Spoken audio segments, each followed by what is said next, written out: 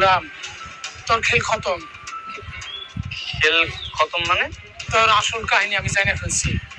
প্রমাণ সহ আমি সবারই কয়ে তুমি কইলাম, ম্যাডামরাও কয়ে দেবো। হ্যাঁ, আমি কয়ে দেবো সবাই। এখানে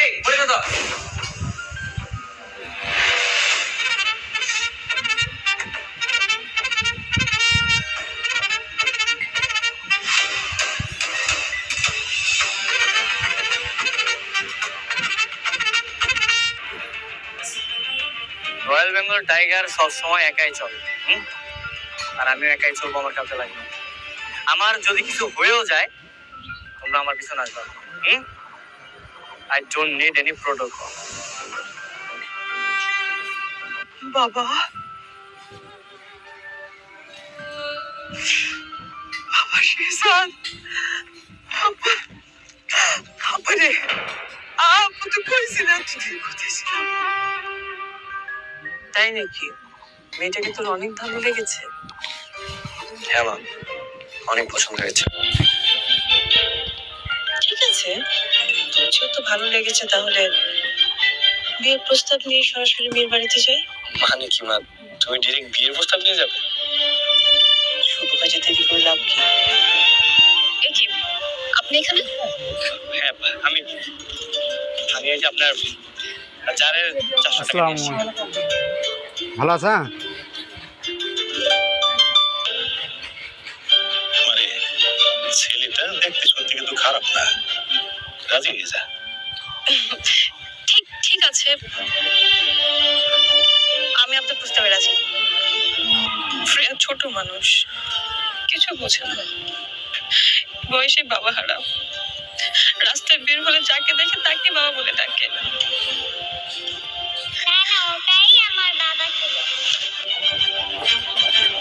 আসসালামু আলাইকুম বন্ধুরা, আশা করি আপনারা সবাই অনেক ভালো আছেন। দুনিয়া টাকার গোলাম নাটকের সাম্প্রতিক পর্বগুলো দেখার পর আপনারা অনেকেই এখন অধীর আগ্রহে অপেক্ষা করছেন 4 নম্বর পর্বে কি ঘটতে চলেছে এবং পর্বটি কবে আসবে তা জানার জন্য। 3 নম্বর পর্ব নিয়ে দর্শকদের মধ্যে যে তুমুল উত্তেজনা তৈরি হয়েছে, বিশেষ করে শেষ দৃশ্যে মনির কাকার সেই গোপন রহস্য ফাঁসের ঘোষণা আপনাদের মনে যে কৌতূহল তৈরি করেছে তা অবশ্যই কমেন্টে জানাবেন। আর যারা শুরু থেকে আজ পর্যন্ত নিয়মিত নাটকটি দেখছেন, নাটকটি আপনাদের কেমন লাগছে তাও জানাতে ভুলবেন না।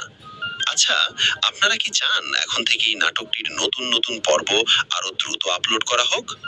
আপনাদের মতামতের ভিত্তিতে আমরা সেরা 100 জন দর্শককে পুরস্কৃত করব, যার বিস্তারিত আপডেট খুব শীঘ্রই জানানো হবে। তাই দেরি না করে এখনই ভিডিওতে একটি লাইক দিন এবং চ্যানেলটি সাবস্ক্রাইব করে নিন। বন্ধুরা, এখন একটি বিশেষ অনুরোধ, আপনারা কে কোথা থেকে বসে আমাদের আজকের ভিডিওটি দেখছেন? দেশের বাইরে দুবাই, কাতার, ইন্ডিয়া, ওমান কিংবা সৌদি আরব থেকে, নাকি আমাদের মাতৃভূমি বাংলাদেশেরই কোনো জেলা বা গ্রাম থেকে? ঝটপট কমেন্ট করে ফেলুন, কারণ ভিডিওর শেষে আমি আপনাদের মধ্য থেকে কয়েকজনের নাম এবং জেলার নাম ঘোষণা করব। বন্ধুরা, তৃতীয় পর্বের গল্পটা কিন্তু এক কথাই ছিল দুর্দান্ত এবং প্রতিটা মুহূর্তেই ছিল টান টান উত্তেজনা।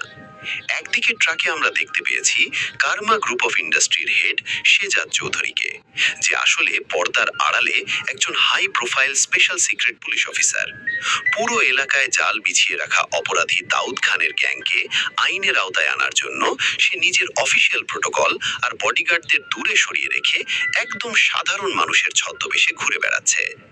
বনের বাঘ যেমন একা শিকার করতে পছন্দ করে, শেজাদও ঠিক তেমনি একা হাতে অপরাধীদের দমনের মিশনে নেমেছে। কিন্তু এরই মধ্যে রাস্তায় হঠাৎ করে ফাতেমা নামের এক স্কুল শিক্ষিকার সাথে তার জোর ধাক্কা লাগে এবং ফাতেমার হাতের মাছের জারটি ভেঙে নিচে পড়ে যায়। শেজাদকে সাধারণ একজন ভ্যান চালক মনে করে ফাতেমা তার সততা পরীক্ষা করার জন্য 400 টাকা ক্ষতিপূরণ দাবি করে এবং নিজের বাসার ঠিকানা দিয়ে আসে। শেজাদও যথারীতি নিজের সততার পরিচয় দিয়ে পরের দিন সেই ঠিকানায় গিয়ে টাকা পৌঁছে দেয়।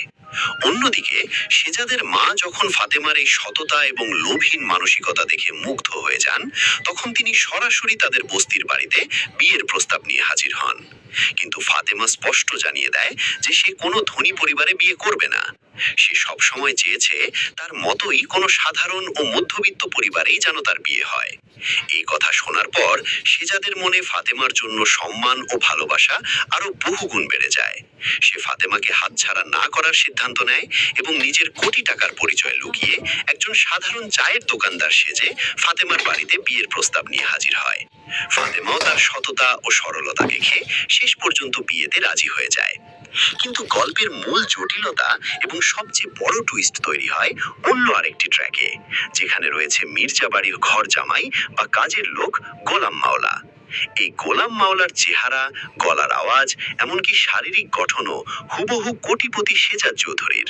চেহারার এই অবিশ্বাস্য মিলের কারণে সেজাদের মা, তার স্ত্রী এবং ছোট্ট মেয়ে ফ্রেয়া যখন রাস্তাঘাটে এবং বাজারে গোলাম মাওলাকে দেখতে পায়, তখন তারা সবাই তাকে নিজেদের হারিয়ে যাওয়া সেজাদ ভেবে জড়িয়ে ধরে। গোলাম হাজার চেষ্টা করেও তাদের বিশ্বাস করাতে পারে না যে সে আসলে সেজাদ নয়, বরং মির্জা বাড়ির লোক। সেজাদের মা তো স্পষ্ট আবেগঘন কণ্ঠে দাবি করেন যে পৃথিবীর অন্য যে কেউ ভুল করলেও একজন মা কখনো নিজের সন্তানকে চিনতে ভুল করতে পারেন না। তিনি গোলামকে নিজের সন্তান সেজাদ বলেই মনে প্রাণে বিশ্বাস করেন। গল্পের উত্তেজনা আকাশচুম্বী হয়ে দাঁড়ায় তৃতীয় পর্বের ঠিক শেষ মুহূর্তে। মির্জা বাড়ির বিশ্বস্ত পুরনো কাজের লোক মনির কাকা হঠাৎ করে পুরো পরিবারের সামনে এসে হাজির হয় এবং অত্যন্ত আত্মবিশ্বাসের সাথে ঘোষণা করে গোলামের খেল খতম। মনির কাকা সবার সামনে দাবি করে সে গোলামের আসল পরিচয় এবং তার পেছনের সমস্ত গোপন সত্য প্রমাণ সহ জেনে গেছে। ঋতু ম্যাডাম এবং মির্জা বাড়ির অন্যান্য সদস্যরা যখন গোলামের এই রহস্যময় সত্য জানার জন্য চরম উদ্গ্রীব হয়ে ওঠে, ঠিক তখনই পর্বটির সমাপ্তি ঘটে। এই সব কিছুর উপর ভিত্তি করে এবং কাহিনীর গতি প্রকৃতি বিশ্লেষণ করলে বোঝা যাচ্ছে 4 নম্বর পর্বে এক বিশাল ধামাকা এবং একের পর এক সত্য উন্মোচিত হতে চলেছে। 4 নম্বর পর্বের শুরুতেই আমরা দেখতে পাবো মনির কাকার সেই বহুল প্রতীক্ষিত রহস্যের উন্মোচন। মনির কাকা আসলে সবার সামনে গোলামের কোন সত্যটি নিয়ে আসবে? এখানে দুটি বড় সম্ভাবনা রয়েছে। প্রথম সম্ভাবনা হলো মনির কাকা হয়তো কোনোভাবে জানতে পেরেছে যে এই গোলাম আসলে কোনো সাধারণ কাজের লোক নয়, বরং ছদ্মবেশে থাকা কোটিপতি ও পুলিশ অফিসার। আর যদি তা না হয়, তাহলে দ্বিতীয় সম্ভাবনা হলো মনির কাকা হয়তো গোলামের অতীতের কোনো অন্ধকার দিক, কোনো অপরাধের রেকর্ড বা জালিয়াতির প্রমাণ সবার সামনে হাজির করবে, যা গোলামকে এক মুহূর্তের মধ্যে চরম বিপদে ফেলে দেবে। তবে নাটকের আসল মোড় তখনই ঘুরবে যখন সেজাদের নিজের পরিবার অর্থাৎ তার মা এবং স্ত্রী মির্জা বাড়িতে এসে হাজির হবে এবং গোলাম মাওলাকে তাদের নিজেদের সেজাদ দাবি করে আইনি বা সামাজিকভাবে নিজেদের বাড়ি নিয়ে যেতে চাইবে। এর ফলে মির্জা বাড়ির ঋতু ম্যাডাম এবং সেজাদের আসল পরিবারের মধ্যে গোলামকে নিয়ে এক চরম দ্বন্দ্বের সৃষ্টি হবে।